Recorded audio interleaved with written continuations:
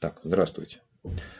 Ну вот обещанная тема, появившаяся внезапно и, в общем-то, логично в продолжении того, что я рассказывал до этого. Ошибки при лечении кашля у детей.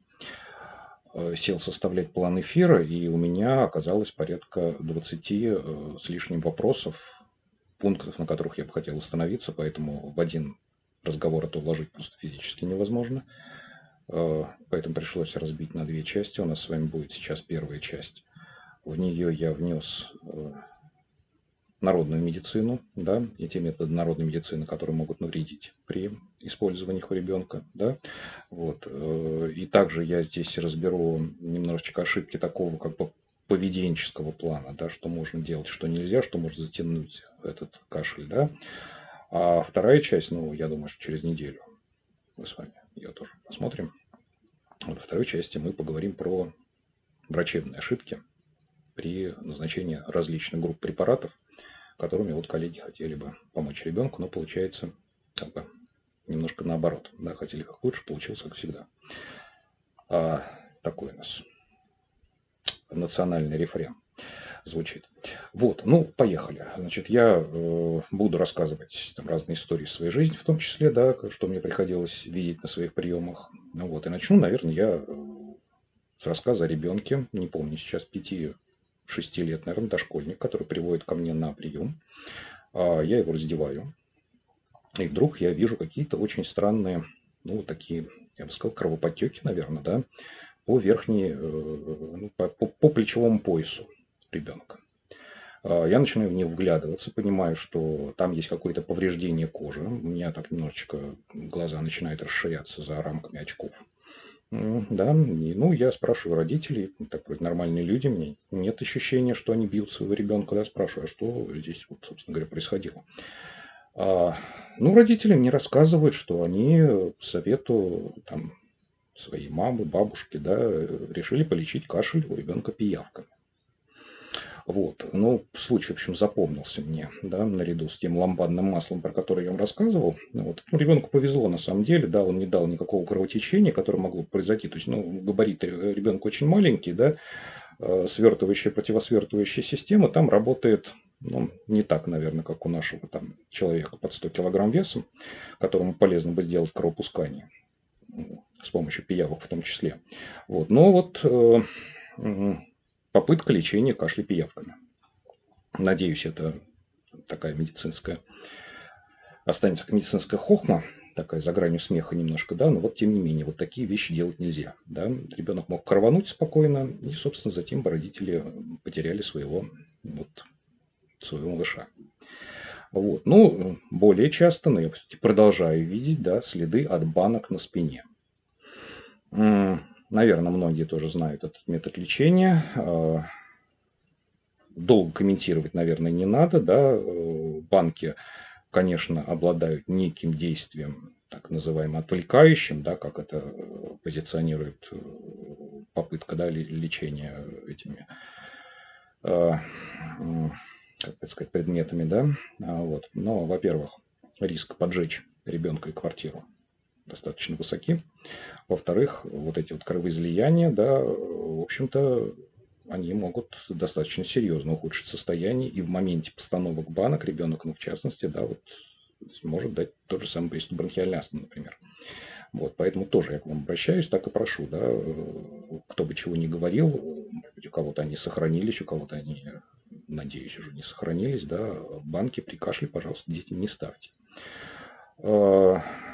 Следующая частая достаточно тема – это назначение различных фитопрепаратов. Ну, в части вот этой вот части про врачебные ошибки следующие, я, конечно, тоже эту часть затрону, и немножко я затрагивал, когда рассказывал про ингаляции. Но вот смотрите, да, еще раз говорю, можно, конечно, попоить ребенка каким-нибудь отваром корня солодки, например, да, в качестве муколитического отхаркивающего средства. Работает, честно скажу.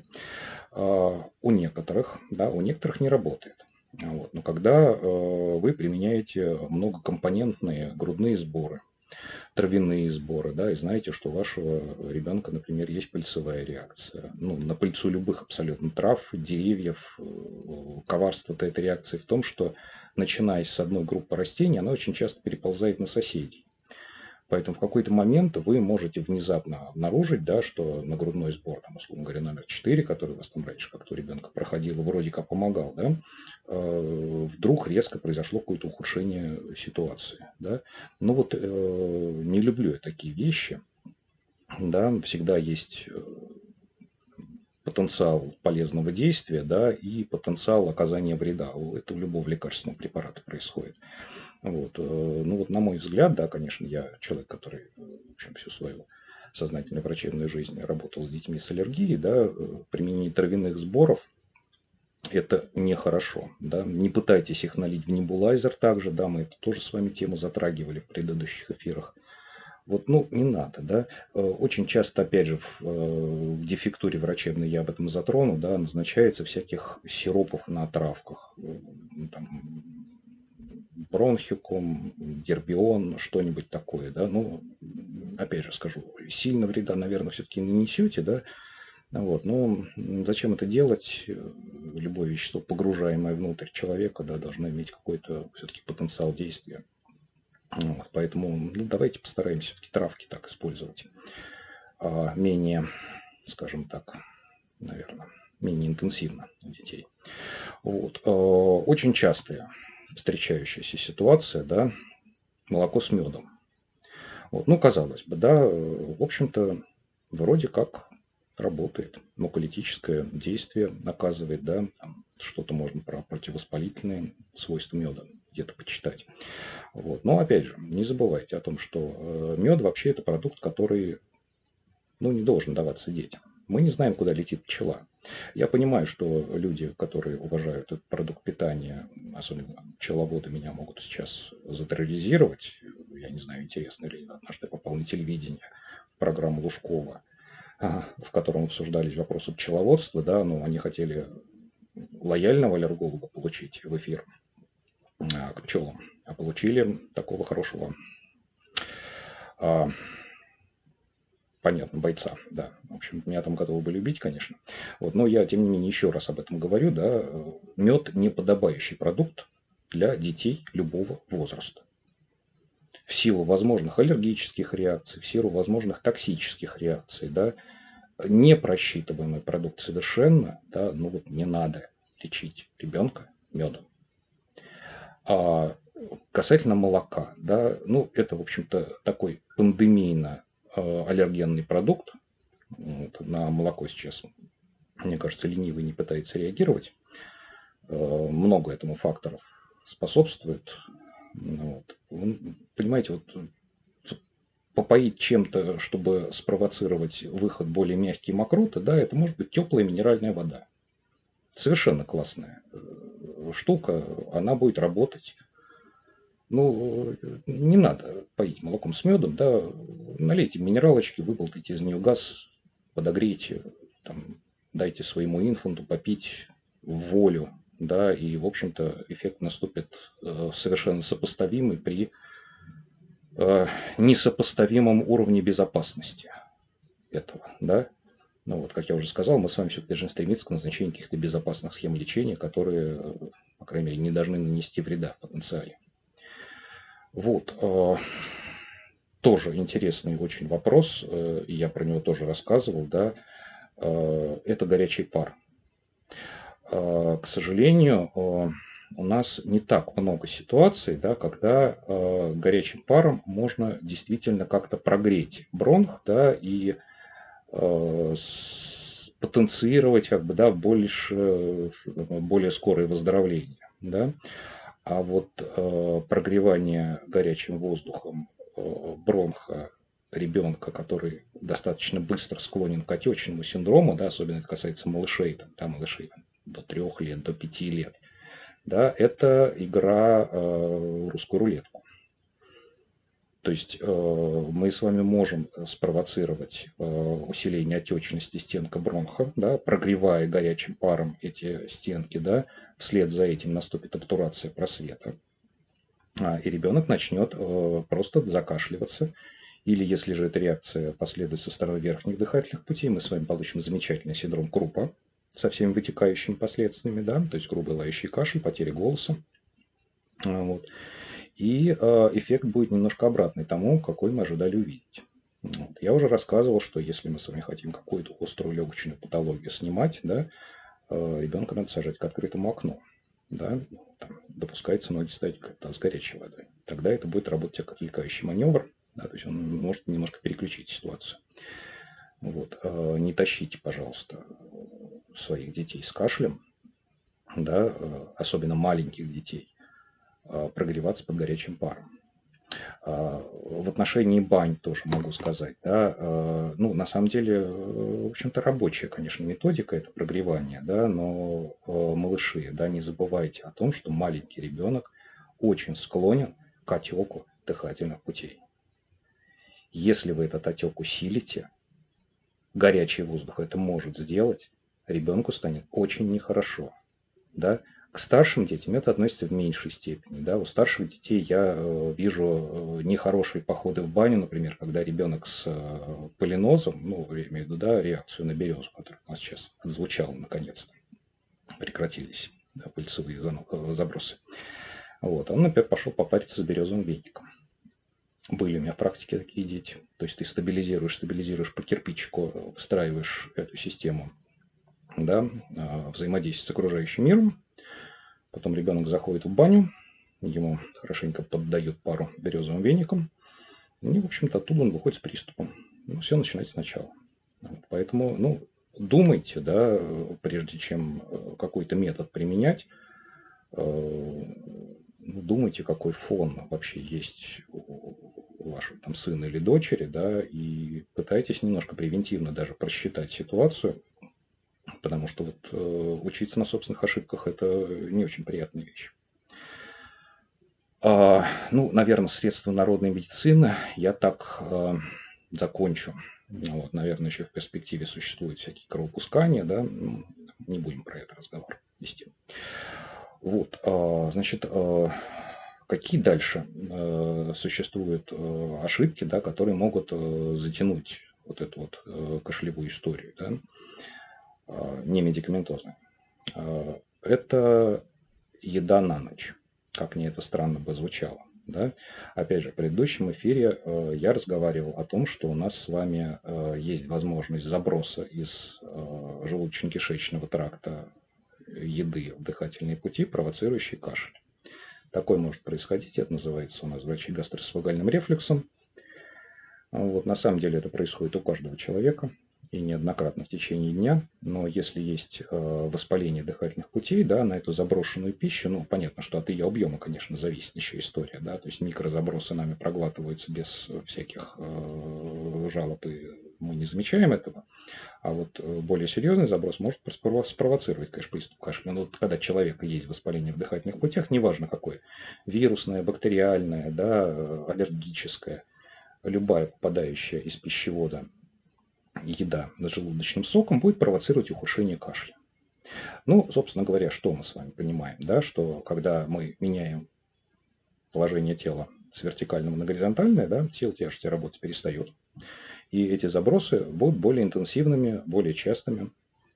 Вот. Поэтому, когда ребенка бабушка накормила в 9 часов вечера плотненько котлетками, да, а потом он у вас в 9-10 отправляется спать, да, то он у вас будет ночью пытаться дышать сквозь эти котлетки. Так, да, немножечко грубовато, может быть, прозвучало.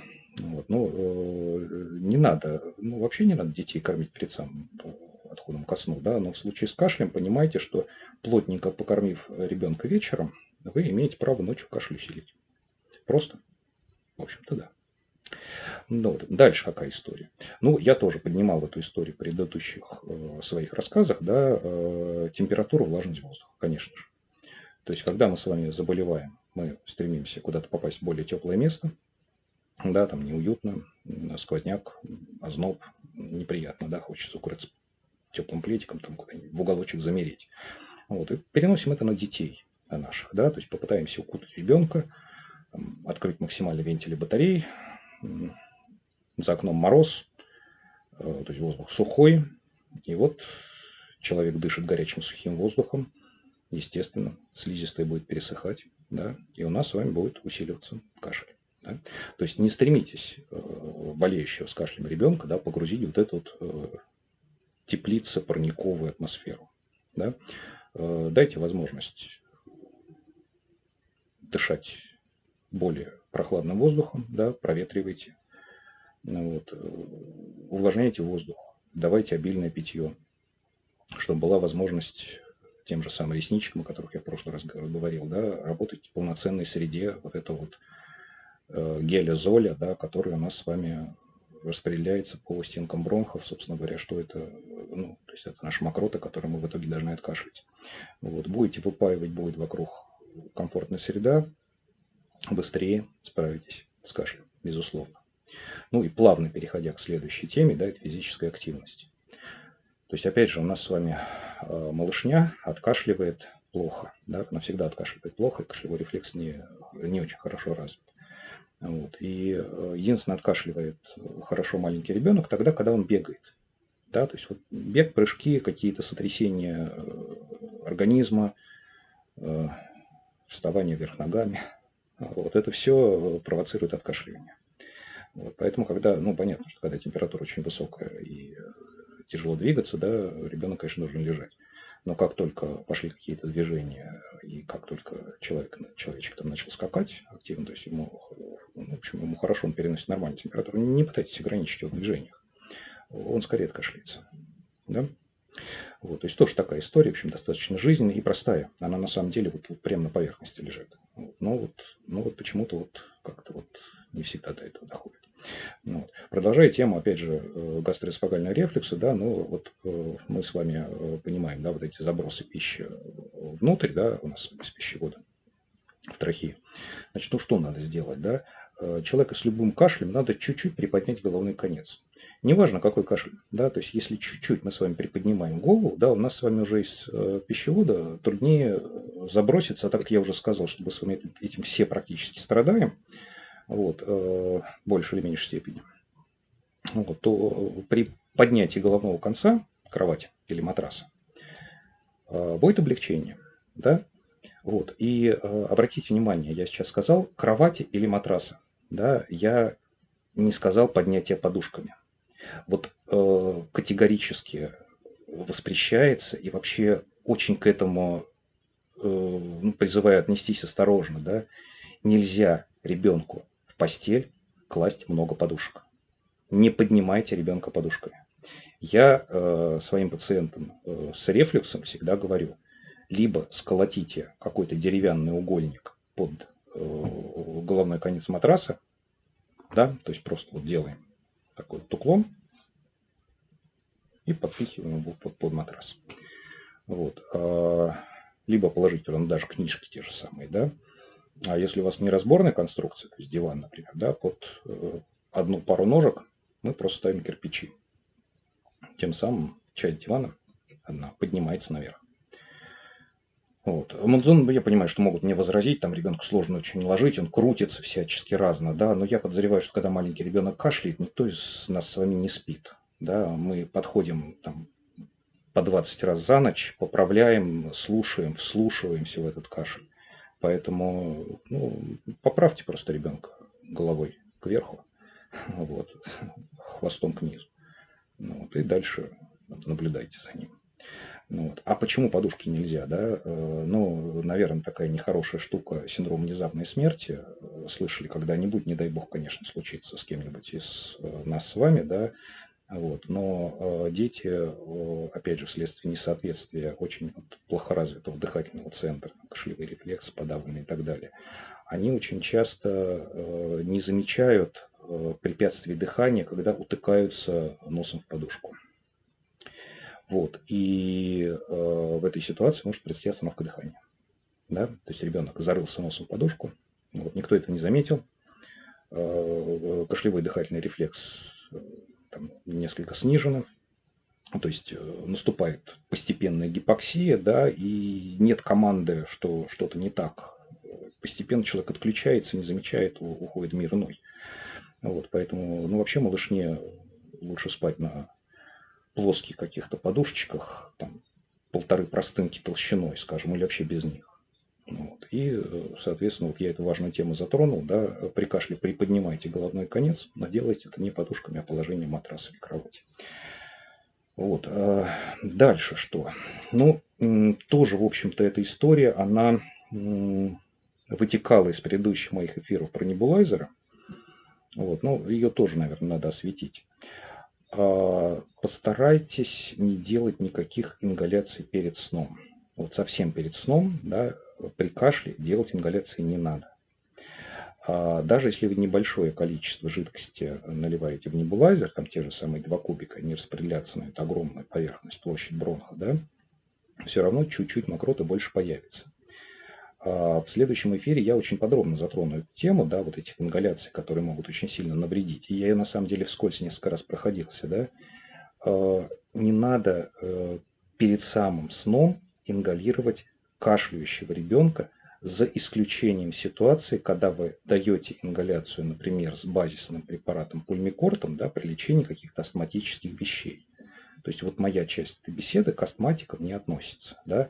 Если им нужно сделать ингаляцию перед сном, они делают ее перед сном. Все остальные случаи кашля старайтесь разносить последнюю ингаляцию, да, любую, даже обычным физраствором, и отход ко сну у малыша, да, ну, хотя бы там 1,5-2 часами. Это будет на пользу, да, это не затянет вот эту кашлевую историю, да, которая может случиться в случае, если мы там ингалируемся чем-то перед самым сном. Вот особенно я в следующий раз об этом тоже скажу, да. Про муколитики я уже говорил у детей, да. Вот категорически нельзя давать ингаляцию или давать ребенку выпить какой-либо муколитик перед сном. Это будет очень неприятная ночь, да, и она может закончиться пневмонией, на самом деле. Да? Вот. Ну, смотрите, я, в общем-то, план по сегодняшнему эфиру как-то более-менее выполнил, да, вот наши 20 минут прошли, поэтому я думаю, что кто не услышал интересующую информацию, на меня не обидится и дождется следующего эфира, да. Кто какую-то услышал информацию, которую хотел бы уточнить, задавайте вопрос в телегу, я отвечу. Вот. Ну а так, еще раз сообщаю вам, что цветение березы в московском регионе завершилось. Наконец, цветение было непростым в этом году. В общем-то, отыгралась береза за 2 предыдущих лайтовых года. Вот. Ну, ура, по крайней мере, все дети, которых я вижу, прошли достаточно достойно этот сезон, с чем я всех поздравляю. Все, до новых встреч. Всего всем хорошего. До свидания.